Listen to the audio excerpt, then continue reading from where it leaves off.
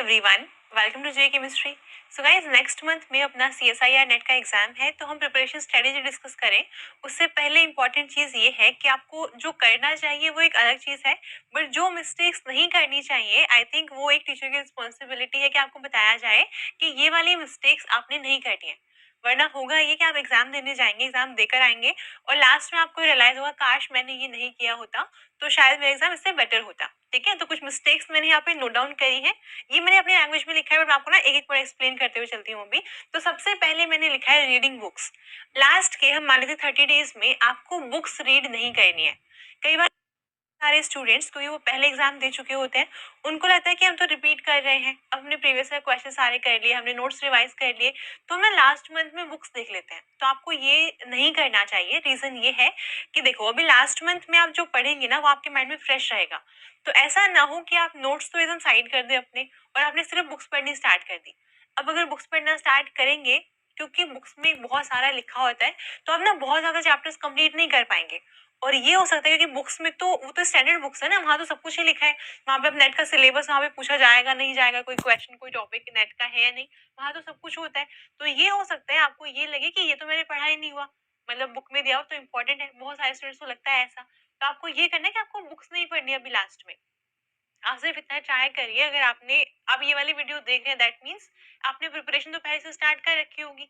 आपने चैप्टर्स कहीं ना कहीं से तो पढ़े होंगे, कोचिंग करी है या फिर यूट्यूब से देखा है, आपके पास नोट्स तो होंगे अपने। तो आपको अपने नोट्स ही अच्छे से रिवाइज करने हैं, बुक्स रीड करने पे ध्यान नहीं देना अभी लास्ट वाले मंथ में।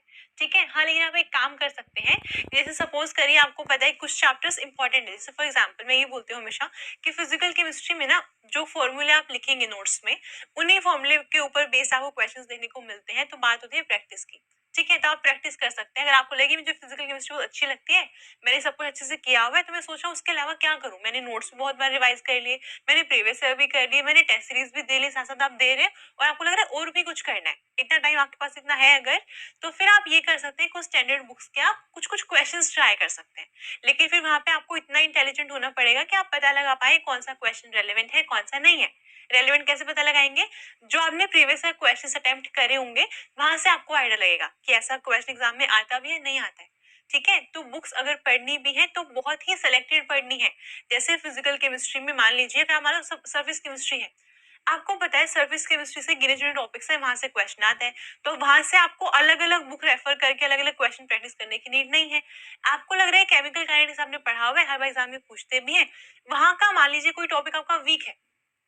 ठीक है, किसी चैप्टर का अगर कोई टॉपिक वीक है और आपको ये लग रहा है कि इस वाले टॉपिक से जब भी कोई क्वेश्चन आता है, चाहे वो प्रीवियस ईयर का कोई क्वेश्चन हो, चाहे जो भी आप टेस्ट सीरीज अटेम्प्ट कर रहे हैं वो वाला कोई क्वेश्चन हो, जब भी इस टॉपिक का क्वेश्चन आता है आपको गलत होता है, तो फिर आप इस पर्टिकुलर टॉपिक के लिए बुक रेफर कर सकते हैं। आप किसी बुक से देख लो एक बार और उससे रिलेटेड आपको जो 2-3 क्वेश्चन बुक में दिख रहे हैं वो आप सॉल्व कर लो। ये मेथड सही है, लेकिन आपको बुक को लाइन बाय लाइन नहीं पढ़ना है। ठीक है, ऐसे ही आप सपोज करिए, अगर हम बात करते हैं लेट्स से ऑर्गेनोमेटालिक कंपाउंड्स की।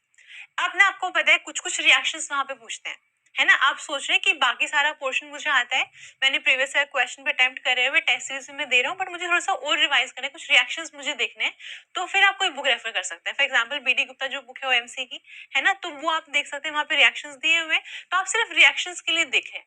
तो ऐसे अगर आप हर चैप्टर से कुछ सेलेक्टेड टॉपिक के लिए जो आपका वीक रह गया है, जहां से आपके क्वेश्चन गलत हो रहे हैं, अगर आप उसके लिए रेफर करना चाहे वो अलग चीज है। वो आप बहुत मुश्किल से एक चैप्टर का मान लीजिए कोई एक टॉपिक आप देख रहे हैं, वो ठीक है, आपको फिर भी बाकी पूरे चैप्टर के लिए बुक्स रेफर नहीं करनी है। और जिन स्टूडेंट्स ने कहीं पे कोई ऑनलाइन प्लेटफॉर्म ज्वाइन किया हुआ है, आपने पूरे नोट्स अपने बना लिए हैं, जे केमिस्ट्री की बात करूं, आपके नोट्स पूरे कंप्लीट हैं, आपने जो आपके असाइनमेंट्स हैं उसमें सारे प्रीवियस ईयर क्वेश्चंस है नेट गेट के, आप वो कर चुके हैं। आप टेस्ट सीरीज दे रहे, टेस्ट सीरीज में कहाँ से आए क्वेश्चन? सारे स्टैंडर्ड बुक्स के क्वेश्चन है। तो ये सारा काम आपका ऑलरेडी है, आपको बुक्स में जाने की नीड ही नहीं है। ठीक है।